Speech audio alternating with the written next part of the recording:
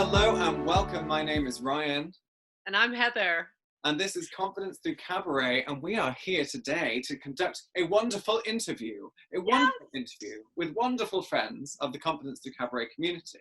That is the fantastic Partick, Ollawa and Andi of the incredible Digital Technopreneur podcast. Oh my goodness! Hello, welcome. That was awesome. We're happy to be here. This is awesome. We do like this. Thank you so much. Yeah, I'm truly excited. I've been looking for. Me and Andy had a conversation last night, and we're like, all right, so we have a podcast, and in 30 minutes we have to be ready. We need to go into a meeting with Ryan and Heather. We've been excited about this. So yes. Oh, thank you. We're so excited to have you. And we had a great time talking with you on the podcast a little while back on your guys' site, and it was so much fun. And I think we said at the end of that podcast, we were like, we've got to do something. We have to. Absolutely. Yeah. Now we're excited. We're launching the 22nd, so they'll have all the podcasts will be out there. So hopefully you guys get to see yourselves on there. Hopefully you guys, like what you see. Which we did, so we're excited about that. 22nd of December. 22nd, a couple days, so it's coming up hot. That is so exciting. So, well, tell us a little bit about what you've been up to. What have you guys been bringing out? What's coming up for us? Oh man, I guess I'll take it. I mean, so the 22nd is our official launch. We're putting all our podcasts out there, all our guests. They'll be chopped up in different sectionals as well. But we really just want to give people a taste of what we're all about. DT is all about digital technopreneurship is all about, hey, if you're literally starting from scratch or have to restart or have to, basically build your business all the way again, that, there are resources out there. We've been through a lot of those things. I know it's an emotional journey with, for yourself, your family sometimes, hey, like, where do I start? What do I do when this happens? So we want to give up all our resources to be like, hey, and not only are we here for you, but there's this whole community's here for you. You never know who you're talking to. And I think you're only as powerful as the resources around you. It's kind of like the Henry Ford method a little bit. But we love new people. We love meeting and introducing ourselves to the community. And I just feel like, I think myself and Patrick feel like, hey, if we had some of these tools when we were restarting or starting from scratch, that this is kind of the things what we would want to know when we were doing it. So we're not holding back at all. And hey, we're starting literally from our show from square one too. So we are in the process with everyone. We're super happy to do it. Amazing. And we'll find out a little bit more about your kind of your history and what how this all started in just a second. But I just want to reinforce that, because when our Instagram was not letting us do anything, you guys, it was your community. I just went in there and went, what do I do? And it's fixed. I haven't even had time to update it, but so it's just really great. There's no silly questions, or you just ask what you want, and it's I found it very, very supportive. So so we'll give you all the details about how you can find these guys online and be involved in their community. I think it's so important. I mean, a lot of times it's like, hey, I know what brings me comfort is knowing, I'm probably 1 or 2 phone calls away from an answer. I just need to do something I need to take care of, because I know the worst thing for me is when I'm just like, I'm doing something I know that is not the biggest task for someone, but I spend 8 hours doing something I'm just not good at because I don't have, the right location to find the right answers. And I think, I don't like wasting time, I'd rather be good at what I'm good at and kind of have the people around to, do the other things really well too. That's what I'm kind of about. Love that. That's a great way to do it. That is a great way to do it. And the thing is now, because we have all these online communities and we have all these collaborations and co-creations, it's so much easier to be able to do that. Yeah. It is. It's been too much fun being able to connect with different communities, and the idea of communities before, it was forums. We were used to forums. That's what it used to be before. Now it's changed to this idea of, well, let's go away from just text. Let's have it in a positioning where you can actually see the people in the community. And that's what Facebook kind of gravitated towards, and having community. So yes, being able, and I would throw a plug that Andy always kind of brings in every time, and I still haven't played with it yet, meetups. Being able to have meetups in communities. And so, yes, communities are a great way to just kind of expand your world right now. So I love it. I'm loving it. And Yeah. I think that's forward with the social aspects of everything, like, just even just collaborating with you guys. Like, you guys are resources that I did not have before. So now that, I don't, when it comes to social media, using it to get in arenas and spaces that are not your communities, I think is super powerful. I mean, as much as, social media can have its ways and things like that, it also allows you to open up communities and networks that you maybe weren't a part of it, or maybe not introduced yet prior. So now that we have, each other, and we get to collaborate on things, and you guys get to be my superpower with what you guys do too. And I just love having more, bullets in the chambers, as we're talking about. I think that's, really cool to be able to do. Yeah, absolutely. We've been really loving this, and it's been really interesting. I mean, when we talked to you a couple of weeks back, we got to hear a little bit about you both as entrepreneurs. Like, how did you both get invested in it and get involved in this, in this side of it? How did you, what was the journey? How did you start? Oof. Patrick, yeah, right. Simple question. Small, very little. Okay. Yeah. So though, right? Because it seems like it's really easy for you guys, and everybody watching will go, "Oh yeah, that seems really easy." But it is important to understand the backstory. Yeah. No, it is because one, me and Andy, we've known each other for a while. So on that part, it's easy for us to communicate. So it allows our communications to be very fluid, very open. And as far as understanding each other, it kind of helps to catch up on subtle cues. If there are things that I need support with and I need help with, right away he catches up on it. And the same way, vice versa, he catches up on it. So when this idea of working on a podcast came up, it was an accident. It wasn't like I woke up one morning and said, "Hey, you know what? I think I'm going to just start a podcast." No, it didn't actually start out that way. Quite frankly, it started out a different way with a blog that I wrote. Right. And someone commented on the blog, saying how easy it is for people that are that may have gotten some level of success writing blogs about how to get started. And it's not, the same in the current scenario with the pandemic and everything like that, saying a year ago, 5 years ago, it was easier. This year, it's not.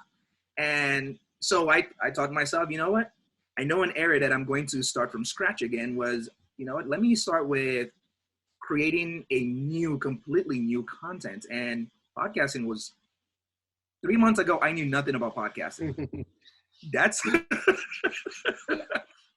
is the reality.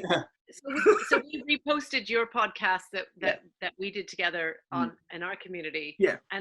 And quite a few people said, these guys are great at podcasting. They're amazing interviewers. They really have it all figured out and all prepared. And so you've got everybody fooled if you didn't know anything about it. Because they say to us, "You're playing a musical instrument and you don't know how to play it." And we're saying, yes. Yeah. Yes, we did do that.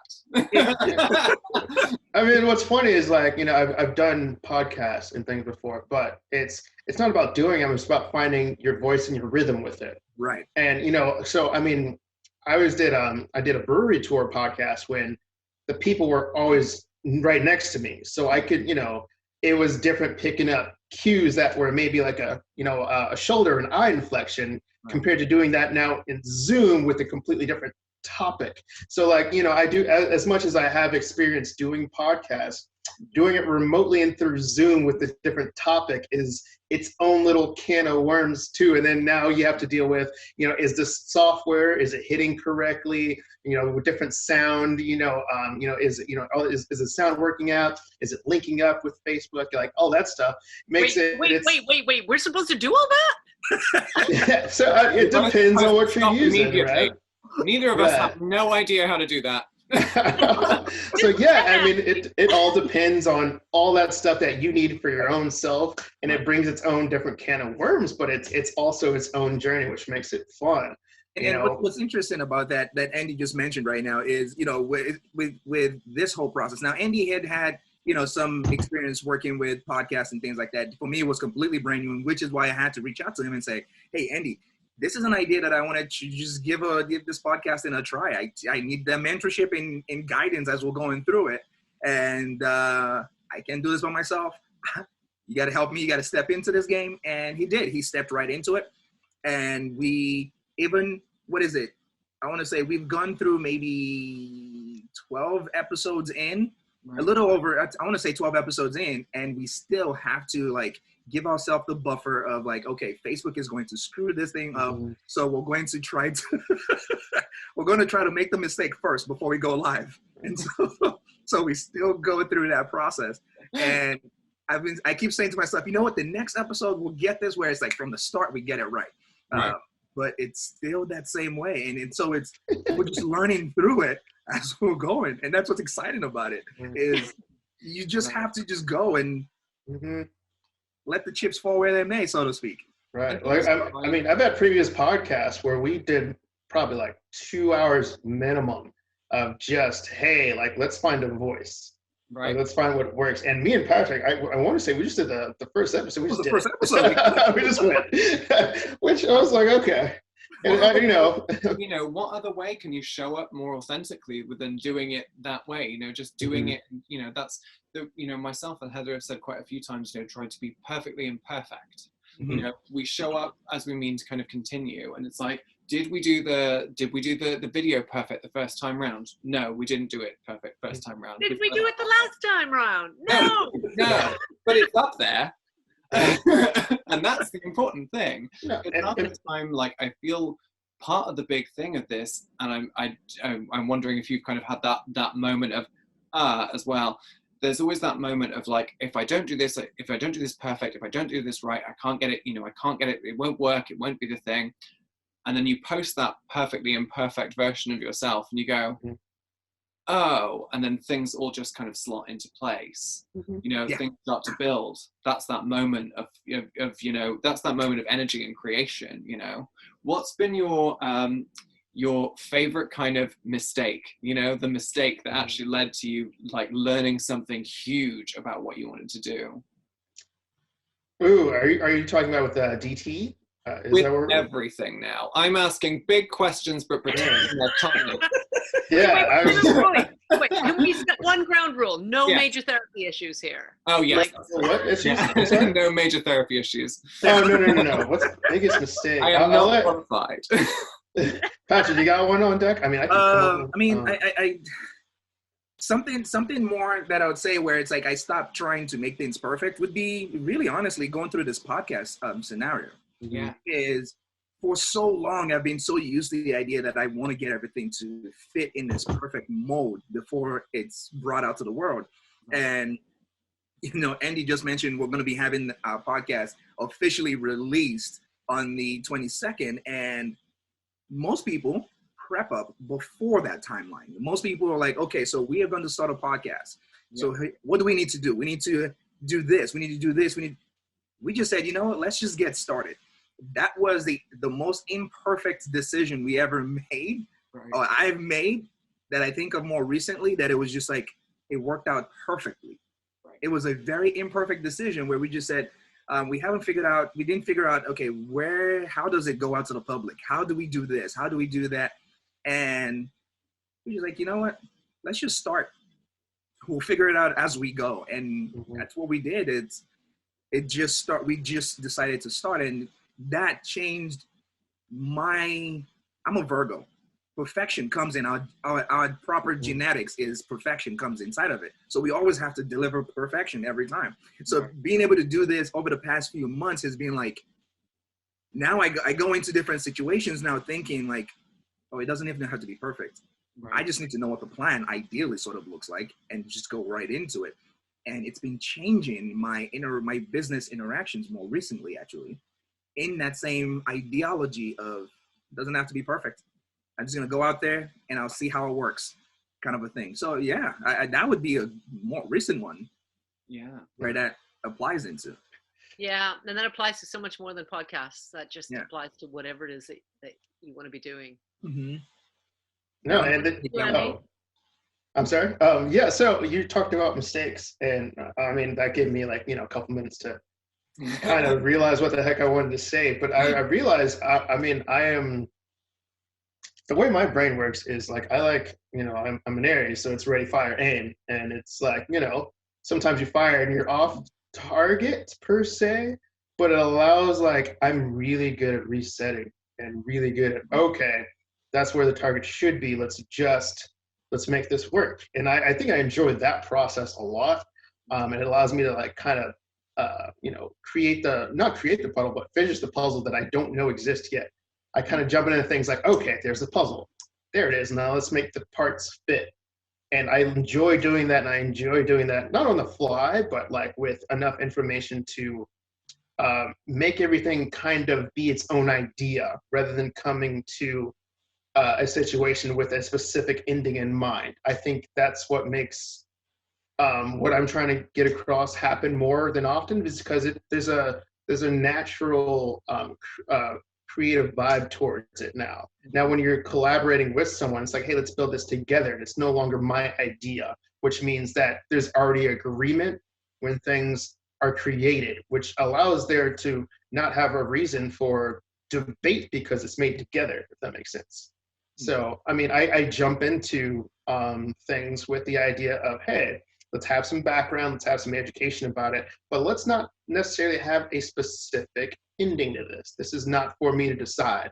And I think letting go of that has made things a lot more comfortable for me and the people I work with, because, hey, let's build together, and something that, we can both have stake into, if that makes sense.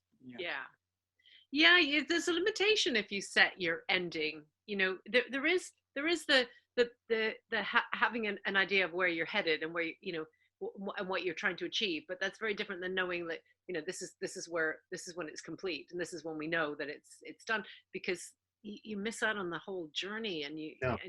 And actually, I mean, we've certainly found the same thing in our community, is it's changed shapes so many times.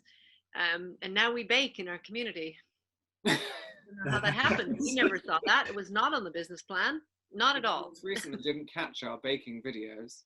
Please watch the baking videos. They are about 80 minutes long. They are fully mad. And there are more coming tomorrow.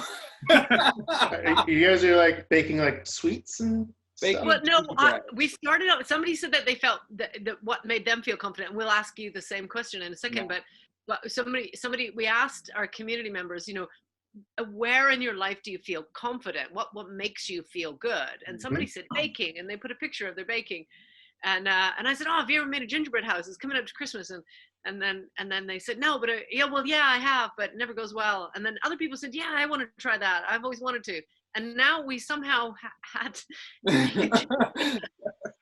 and put up pictures, which was, you see, and to your point, Andy, if we'd have had a plan, and we'd have stuck to the plan, and we'd have had this, the ending in mind, then we never would have had any room for flow. I absolutely just don't know how it happened. Definitely don't know how it happened. Nobody at all went on there and literally said, you know what we should do? We should do an entire gingerbread baking thing. Nobody did say that, did they? Nobody did say that at all, did they, Heather? Nobody said that. Maybe. I am. Suddenly there I am. But you guys know I'm an extrovert. I don't even think it. I just say it, and then I go, oh, probably shouldn't have said that. So I love that you're both talking about, we did a challenge November, which was about pursuing your passion project, and we were talking about kind of making a plan and really engaging with what you're passionate about. But what you guys have said really brings that to life, about just all the learning along the way, and just going for it anyway, even if you don't know how it's going to work. And I know, Patrick, we've talked to you before when we very first met, and we hadn't met Andy yet, and you said, I needed to bring Andy with me to do the podcast. Yeah. It was a definite, I looked in regards to, okay. And that is one thing that it was a mistake that I made in the past. I was too prideful in the past that I never asked for help. And then, kind of going through a lot of failures. And then I realized maybe I should stop looking at that scenario, because I started and I'm very grateful with the team that I have right now around me within the business, because they started reaching out like, hey, do you need help with this? Do you need help with that? And I was like, oh, wait, it's that easy to just say yes. And they'll do it, and someone will help out. And I kind of transitioning over to this scenario for the podcast. It was I knew I needed help from the start. I don't have to try. I don't have to try to do it all by myself. And Andy just mentioned that you find out what you're good at, maintain that, and then seek out the other components to build what you need to be able to kind of build on. And he's also always a big believer in facilitating. Just find people and facilitate, so that way you can actually build all together. I was not like that. Right. I'm not the team builder guy. He's always a team builder guy. But I was like, to do this, I need the team builder guy to teach me how to build a team. And so therein lies the aha. How did you get there and go, right, how do I ask for help when you realize that moment? Because a lot of people struggle to get to that point, and they kind of go, I don't know, I can. How did you reckon with your pride? I mean, like I've certainly done it. Maybe once, if I'm sort of being honest. I do it every day. Yeah. Now, how do you do that? For me, it's understanding what I'm good at and what I'm not. And I really want to stay in my lane here, and I respect what I don't know. And it goes to time management. Like, I will be more frustrated doing stuff I don't know.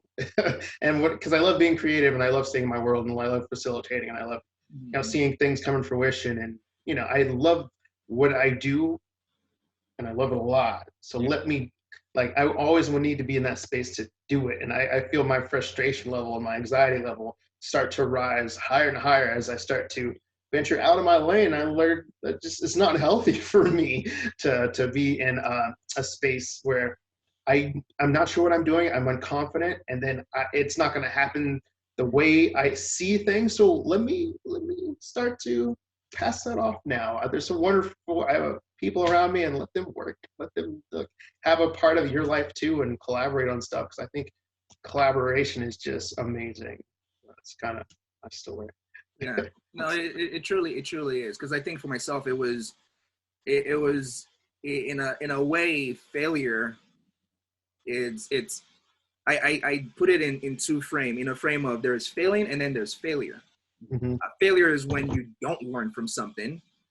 Failing is when it's that you do something and it didn't go out right, and then you're like, okay, now you start learning from it. So I did a lot of failing with regards to not having, I'd always, had some of the great minds around me. And, till today, I have this conversation with my partner, and she goes through this idea every time. She's like, if you're doing what you're doing now 5 years ago, she would have been somewhere completely different. Because we've been building out our business for years, and I've had the right people always around me.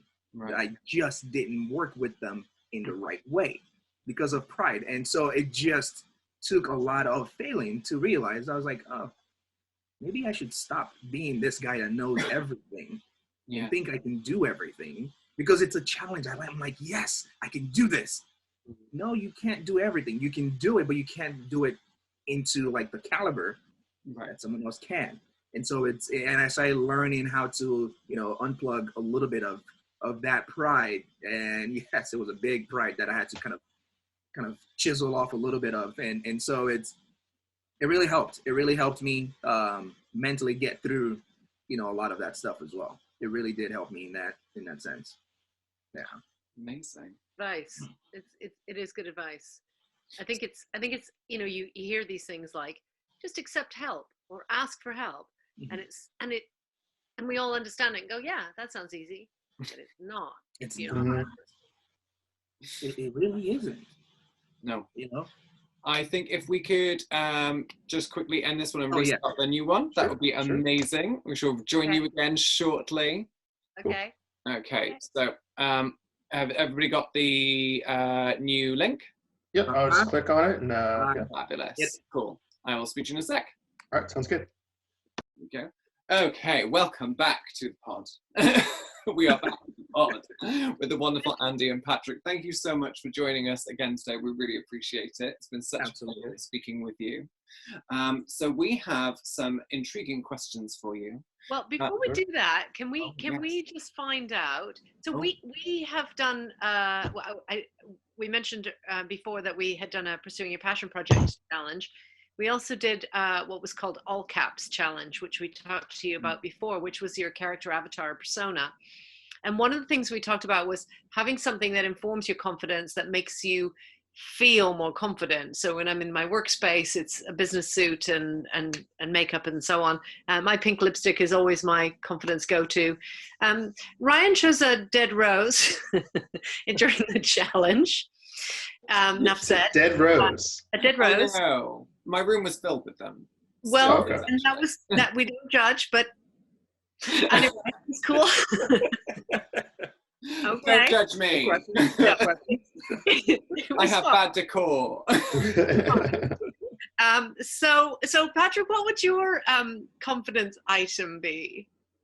Confidence item, I normally for myself, it's a pen. On a general standpoint, that is what I use to, so that way wherever I'm out and about, if I don't have a pen, then I try to hold something. So if I'm on stage, for example, speaking, it's a clicker. I like having a clicker, so that way it's almost like, so I do this thing where it's like I'm pressing into it and it allows me to just kind of, it shifts my brain a little bit away from it. So that way, from a little bit away from everything that's going on, because then I can just keep pushing onto whatever it is I'm holding. I can't hold a stress ball because that'd be weird to hold a stress ball on stage or, being in any kind of environment. But a pen, a clicker, is hard to tell if I'm actually pushing onto it, but I am going through that same process. So that's what it is for me. Usually it's a pen. Nice. I find that hard to, like, because I hold a clicker as well, but I fiddle with it all the time, or I'd be clicking the pen. I think it's impressive that you can hold it. No, I flip it upside down. So normally the clicker, I'll be holding it this way. Right. Yeah. But if I'm on stage, I turn it around the other way. So that way I'm no longer able to click on anything and I can actually just do it this way. Nice. And then I'm ready, then I flip it back again and then I go through my clicks. Okay. And do you do the same with your pen? Do you turn, because I feel like normally I won't be doing that because that would get annoying to people. Yeah, exactly. So it's just holding the pen. That would be more if I'm in a formal setting. It's holding a pen. If I'm not in a formal setting, then I always like wearing a hat. Yeah, you do. Yeah. It's a hat. It's through hats. I have some kind of a hat. See, this is my hat. No. Me too. Some kind of a hat. Just kind of some kind of casual hat, really. Yeah. So casual, right? Simple casual hat. Awesome. I'm going down the HEB, it'll be fine. We talk a lot about, we always come back to hats, but it's great. Every time. It really, it's like, I don't know, you feel covered in a way. If that's what it is, it's just like, you're like, you know what, I'm in my own space. This is my cone of silence. Yeah. Sunglasses almost. Smart. Yeah. Absolutely. And what about yourself, Andy? So I like cups. No, I do have my cup here, but I mean, this is it. I don't know if you guys can tell how large this cup is. Yeah. Here's my hand. It's a very large cup. So I mean, like, so this is not the traditional, like, I don't go places with this cup. Right. But I noticed, like, I don't know if you guys have this show, but I mean, you can do the hide. You can hide when you have a cup. Right. You can swish around when you have a cup. You can, you can kind of have a thought-provoking comment when you have the cup. But it's I like my cups. I usually have like little ice water or something.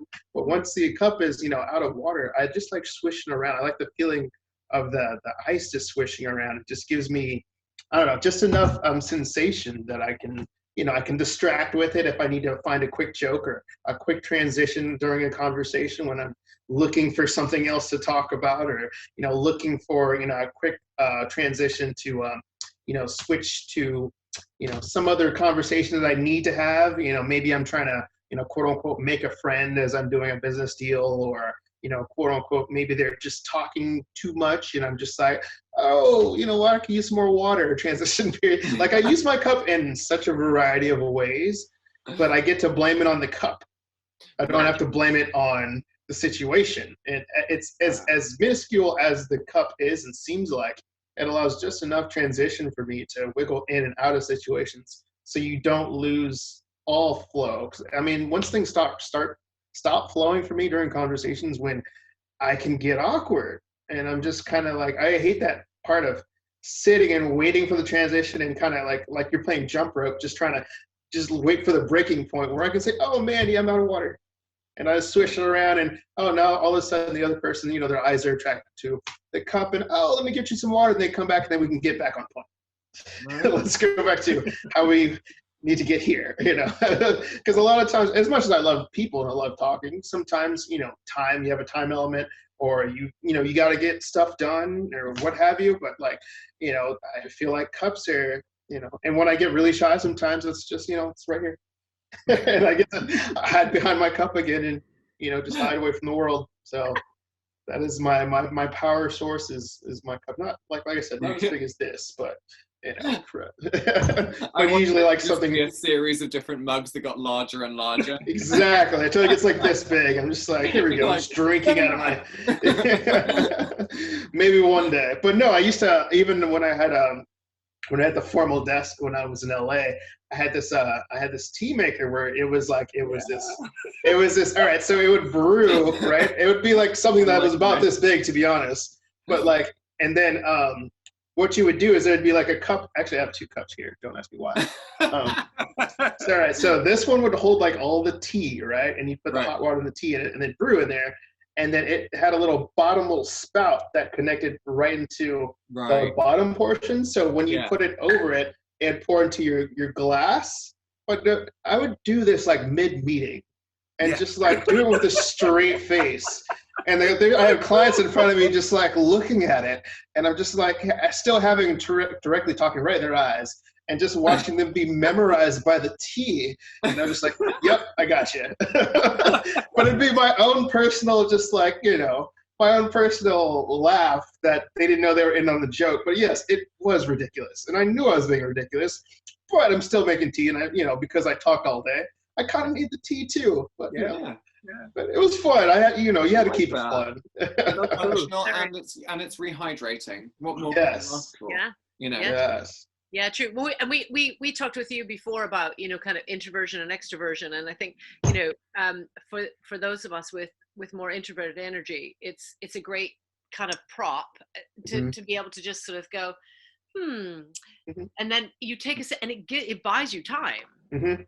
So it's a really nice kind of transition piece, and like you say, it's a good conversation piece as well. Yeah, especially when you're going through things without like a formal step-by-step game plan. Sometimes the extra 3 seconds is all you need to say, okay, this is where we should go, without seeming like you're pausing, stopping, or feeling unconfident. Right. And I think that can get you a lot of places. You know, when you have one conversation to kill something that, you know, you might not get a chance to talk to someone ever again. And, you know, when you're in LA doing this, that happens. And you got to be on your best, and you can't, you know, you can't have a bad day, can't an off day. You got to be ready, you know. So.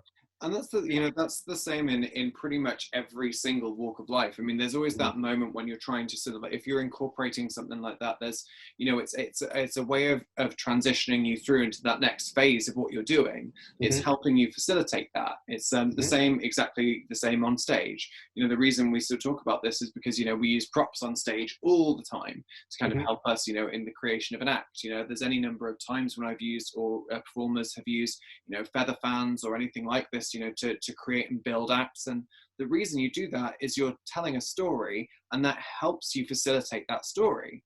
The moment the fan kind of opens, or the moment the glitter is thrown, that's the moment you're kind of helping transition that person into the next part of it, the next part of the fantasy that you're giving them. You know, that fantasy is very much grounded in reality when we're doing, you know, something like this, you know, but on stage it's the moment of glamour, you know, it's that moment of, you know, here you go, here's the electro shock that'll give you the moment that you need, you know. It helps you transition across in such a fluid way.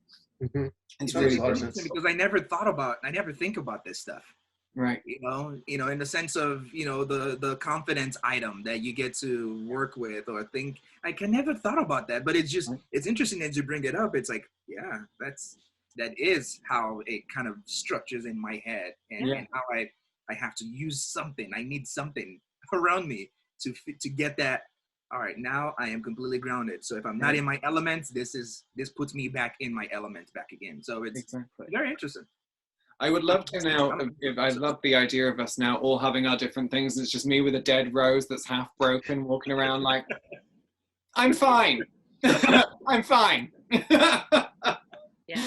Oh, yeah, but you know, we use a lot of the things are kind of we design it to make us feel good. You know, whether it's bright colors or whether, as you know, you talked about a hat or you know, some way, you know, and it's different in different contexts, I think too, because I use different things in business than I would in other places. And I know very early on when I started with Cabaret, I can remember I was very much in the aerial world, and I can remember saying to Ryan, I can't do anything unless I have my aerial equipment. You know, I need a something to be so that they're paying attention to the thing, right? And the thing might be really small, but I need this thing. So you look at the thing, you know, as a distraction. And I can remember Ryan saying, well, that's what you're using your body for. Like, that's the piece, that's your tool. And I was that, you know, I'm much more comfortable with a boa or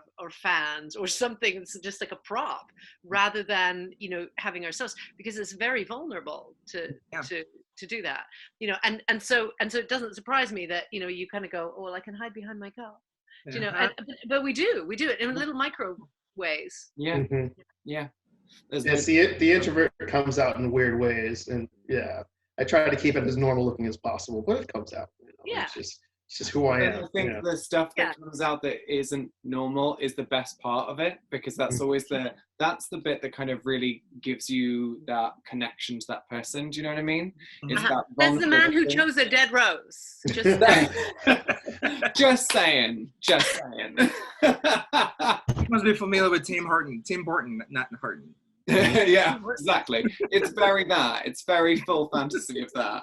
We were doing a live earlier today, and I started off the thing, and I was like, oh, that's great. It's a board filled with random French scratching and crucifixes all over a wall. Great. Looks like a very well-adjusted person right now.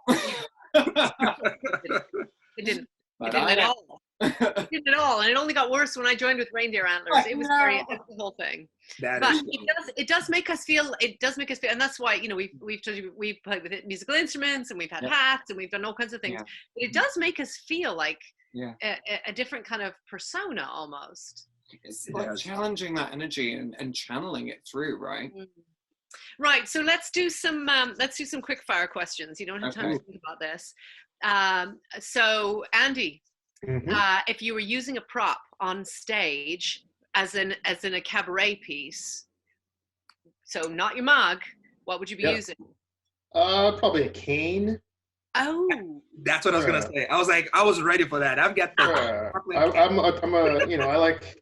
coach a little baseball, and you know, if I'm just walking around or watching people stretch and things that I'm not, you know, specifically in, I always have a bat in my hand. I'm always twirling. You know, it's just that feeling of twirling. So I thought, if I'm on a cabaret stage, well, let's flip it and do a cane now. So, you get to lean on it. You get to kind of have a little look on it. You get to kind of twirl it around. So, you know, you get to point at people at it and, you know, give them the old, you know. Definitely the cane. Oh, sure. Oh, that's brilliant. I love that. I'm gonna go with the cane. Okay, I like the cane. I like the cane. In that case, Patrick. Okay, Patrick. If you were to choose a drag name, what would it be and why? What would be mine? Yeah. Oh,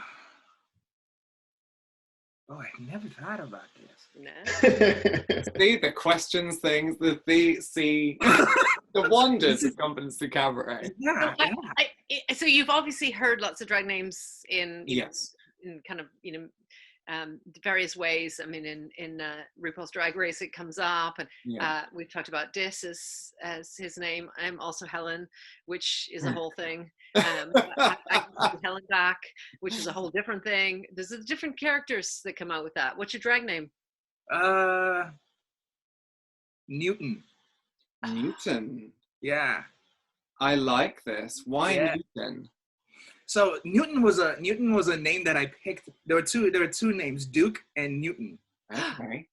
They're the two names that I guess I called them my alter ego when I was a kid. Right. Okay. So I'm still always fascinated about science. Right. And hence the name Isaac Newton. Yeah. Was where the name really originally came from, but it was Newton just seemed like it was a last name, so I needed a first name. Right. So it was Duke Newton. Duke Newton.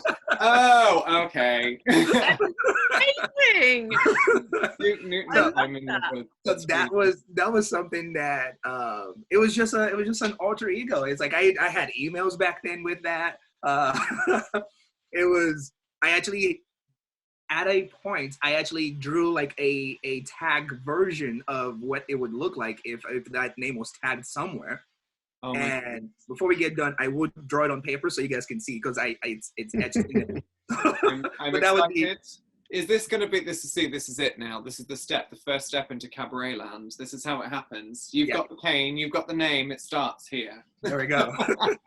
I love that though. Do you know what I find really interesting is when we asked you that, you went, oh, I've never really thought about that. That wasn't true. You thought about what? I cultivated the context, and that's why. Because I've had that, but I didn't think about it from like now, you know. Yeah. So I needed, it was a persona that I had in my head. Right. But I just haven't activated that in such a long time. So right. That's why. Yeah. So I have to think about that. Yeah. Love that. Right. So Andy, we have another question for you, but now we've started this conversation and we've told you all of our names. What would yours be? Ooh. I'm so glad you asked. I was like, we've got to ask. No, that's good. Ooh. I mean, can I call myself Vanessa? Does that make sense? Yes. Please do. I feel like all the Vanessas I've met were really, really nice people. They're always cool people, huh? And I've never met a bad one, and they've always just put me in a state of peace. So I'm gonna say. I love that. Here's me, discharge. I'm like, you want peace? I'm like, let's disrupt. Yeah. Yeah, I'm gonna go the complete opposite. I'm gonna go there. Yeah. I like that. Vanessa. Okay. That's very cool. Patrick's writing that down. I am writing it down. Yeah. Because I sort of feel like there's a double act because Patrick was going to say Kane as well. So I feel like we could do Kane and. Can you guys see that? Wow. Oh, wow. That is Duke. Oh my God.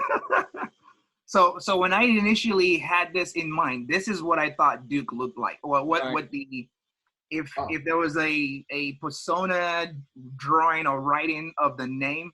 I mean, this is kind of in reverse probably on your screen right now. No, it's the right way around on mine, which is great. Oh, is it correct on your screen? Yeah. Mm-hmm. Yeah. So this is Duke. That's awesome. Yeah. Love that. Yeah. That was something that brand already. Okay. We're doing it. It begins. Yes. There can be a double act. I feel with the cane, right? Yeah, with the cane and everything. Right. Okay, so next question, Andy, then.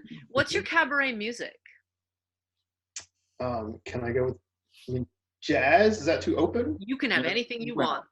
Yeah. I mean, I feel like cabaret needs jazz. Lots of horns, lots of, very New Orleans-y, very, that's when I think of cabaret, I think of that. I think of, very French, colorful, with a Southern twist to it. Right. So, that's what I see in my head when I think cabaret.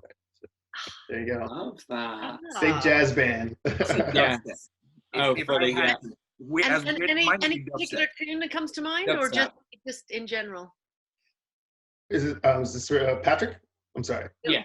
Andy, is there any? Andy, have you got a particular tune in mind, or just generally that kind big, of? I just hear big horns, big loud horns and trumpets, like very like Southern Wynton Marsalis type. Ooh. So like the Harlem meets like the big band Southern sound. Nice. You got big when you can almost make it very anthemish with maybe some like hard clicks on the pavement when you're just hitting those hard bass notes. I don't know. That's what I hear.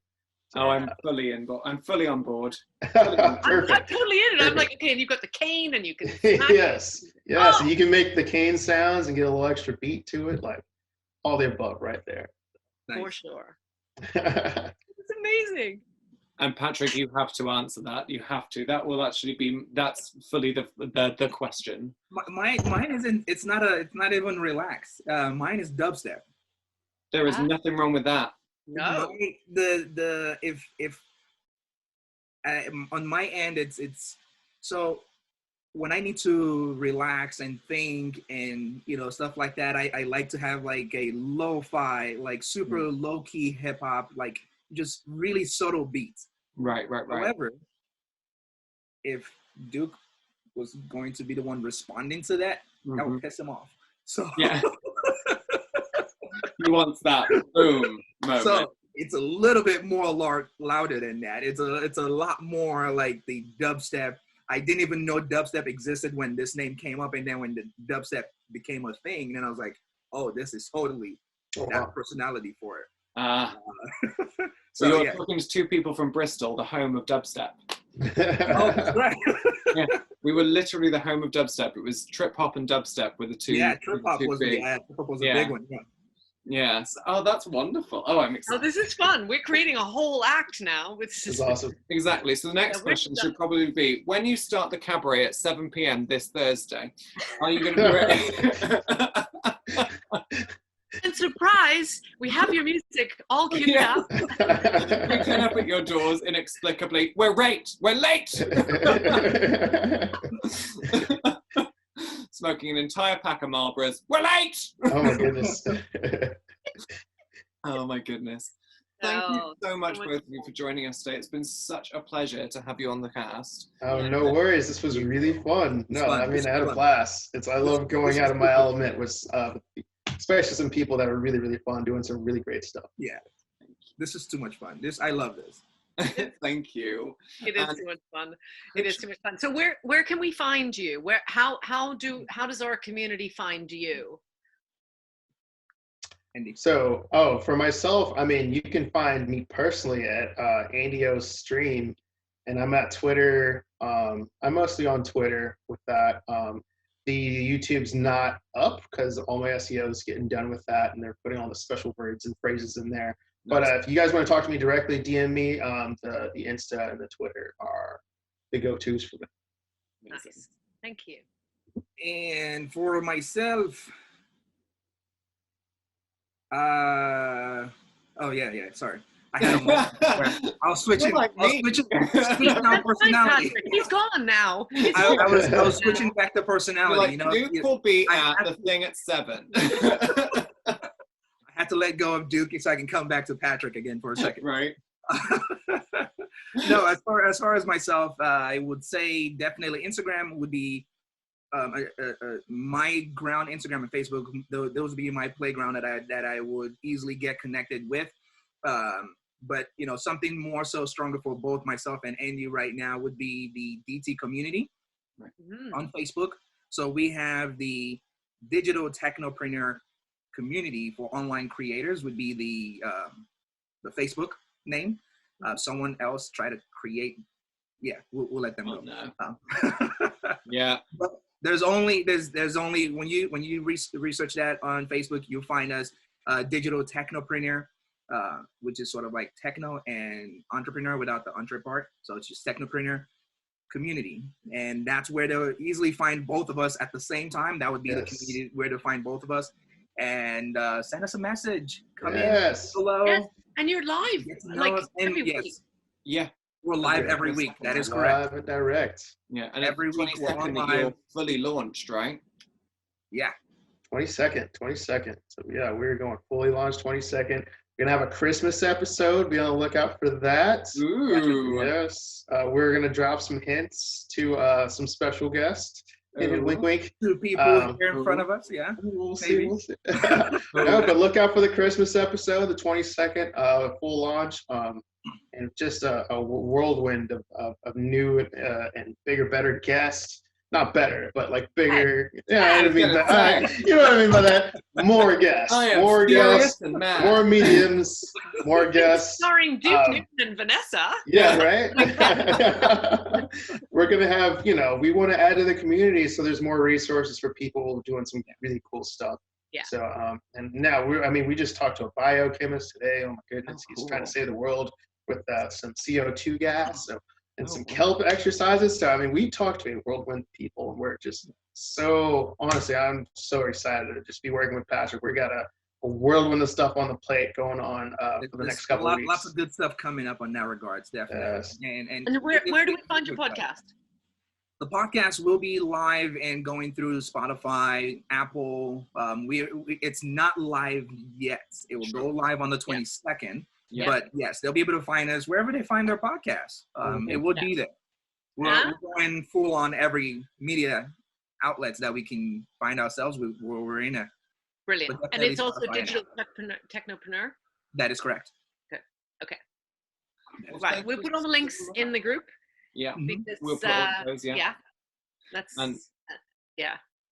And thank you so much for joining us today. It was such a pleasure to have you on board. Thank you. And yeah, as Heather says, we'll put everything into the chat absolutely afterwards, and everything will all be in there. So you can see, you can join Patrick and Andy on the Digital Technopreneur podcast, and you can see all of their amazing projects. Hook up with them on Instagram, Facebook, and Twitter. Thank you so much, everybody. My name is Ryan. And I'm Heather. And this is Confidence Through Cabaret, reminding yourself that it's your body. Your world, your stage. Bye, everybody. Bye. Take care. Thanks for having us.